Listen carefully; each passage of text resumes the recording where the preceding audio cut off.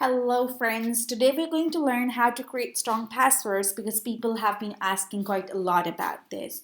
So the very first instruction is not to use your own name or your, let's say, parents' names or your siblings' name. Never ever use that. The hackers are really good with guesses.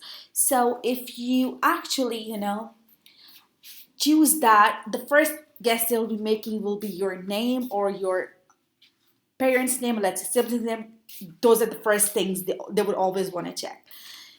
And once you have created the password, do not write it. That is not a very good practice. When you write your password somewhere, you actually, just leave them to be stolen. That's what you do.